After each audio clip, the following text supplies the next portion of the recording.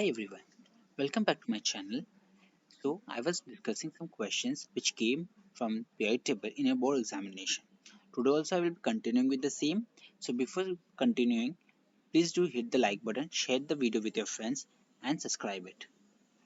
So now let's move to the next question. Okay, here you can see we are given a portion of a periodic table where it says some elements are given in the Owen symbol and position in the period, while some other elements are shown with a letter. You need to answer the question based on this information given to you. Clear? The first question which is asked to you is identify the most electronegative element. You all know across the period electronegativity increases and down the group decreases. Okay. So as you move from period in case of period 2 from lithium to J it will increase. So J will be the most electronegative element from period 2. Similarly from period 3 it will be M.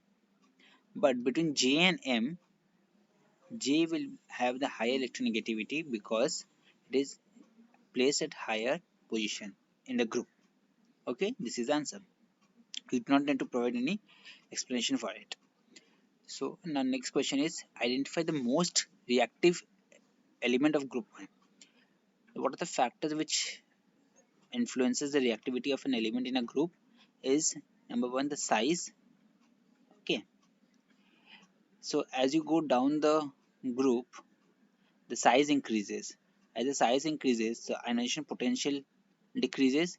Therefore, the electrons can easily be removed or lost from at outermost shell. So, down the group reactivity increases. So, R will be most reactive. Okay. Identify the element from period 3 with least atomic size. What is the trend for atomic size? It decreases across the period. Okay. So we have to find the least. So as you move from period 3, A, M, G, E, H, M. So M will have the least atomic size. Okay. Why it will have? Because the nuclear charge increases. So the electrons are pulled towards itself, towards the nucleus. Therefore the atomic size decreases. How many valence electrons are present in Q? Valence electron is determined on the position of the group, the group number. So you just need to check in which group Q is placed. So Q is placed in group 5, 15 or 5A. Therefore, the valence electron will be 5. Valence electron is 5. Which element from group 2 would have the least ionization energy? Group 2. Okay. Means among between Mg and T, as you go down the group, ionization potential decreases due to the increase in atomic size. Also, there is an increase in nuclear charge, but the atomic size factor predominates over the nuclear charge. All these theory portion are being covered. I will put up a link above here so that you can directly go and check that video. Which element? Okay, so down the group it decreases, therefore T will have the least value, ionization value. Identify the noble gas of the period 4. Okay, there is some mistake in the question, I think so, because some element is missing. Noble gas elements are placed in group 18. Okay, so you need to check which elements was I'm placing it as X here. So the element X will be the noble gas. I might have missed some alphabets. In a compound between A and H, what bond would you form and give its molecular formula? This question is actually from your chemical bonding chapter, which I will be dealing in the next video itself. I will be beginning with your chemical bonding in next video. Okay. So just to give you a brief idea, where is A placed and where is H? Okay, A and H are placed very far apart to each other. So therefore they will have high electronegativity difference.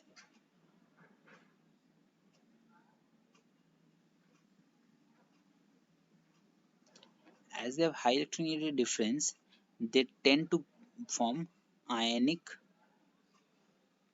bond or electrovalent bond. Okay. And molecular formula, what is the valency of A? A has a valency of +1 and H has a valency of -2 because it is placed in group 16.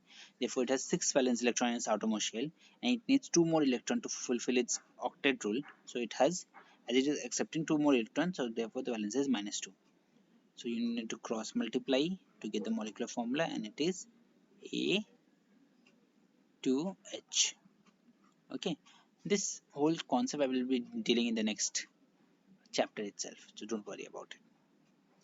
Okay, the last question from this chapter is a give reason based question. It is a one marker question which comes in section A either or in section B, where you just need to provide the technical terms to answer this give reason based question. No one page explanation is required, just in brief you need to explain it. So let's begin. Oxidation power of an element increases left to right. They are given why oxidation power increases from left to right. Okay, oxidizing power is nothing but the tendency of an element to itself get reduced. Means अगर an element itself will get reduced, it will help in oxidation of other element. Therefore, its oxidizing power is increased. Okay. So basically here you need to provide an explanation कि as you go from left to right, your reduction increases. Why reduction increases? Because the non-metallic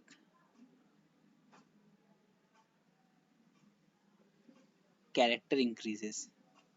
Why will it increase? Because ionization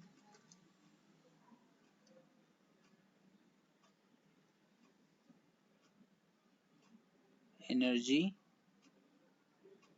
increases and atomic size decreases. Okay, so you need to write just the keywords. Oxidation power of an element increases because the tendency of an element to get reduced increases as due to the increase in the non-metallic character. Okay, as we move from left to right, that's all. Okay, ionization potential of an element increases across a period. This whole portion or your topic I have discussed in this ionization potential video itself. Okay, so please do check it. So the two factors here you need to mention just the two factors. The first factor would be the atomic size factor, which decreases across a period, and the nuclear charge factor. So these two are the keywords: nuclear charge increase, atomic size decrease. These 2 points needs to be there while you are framing the answer. Okay, half mark will be for atomic size and half mark will be for the nuclear charge explanation. So you will be awarded 1 mark. Last question is similar to the question 1 itself only. Alkali metals are good reducing agents. Alkali metals are good reducing agents. Reducing agents are those which itself will undergo oxidation. Okay, reducing agent means undergoing oxidation itself. Oxidation itself.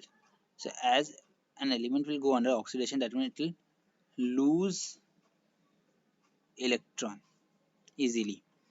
So metals have loosely bound electrons. Okay, due to low ionization energy. Okay, so they will easily give up their electrons and will undergo oxidation to form cation. As they are able to form cation easily, they will help in reduction of other elements, so they are good reducing agent. Okay, So this was the last question that I was going to discuss with you all. Till now I have completed the whole chapter of periodic table with the questions. So if you have any other questions related to this chapter, you please do write in the comment section box. I will be solving your doubts. Thank you. In the next video, I will be beginning with the next chapter. Hope you do like this video. Thank you.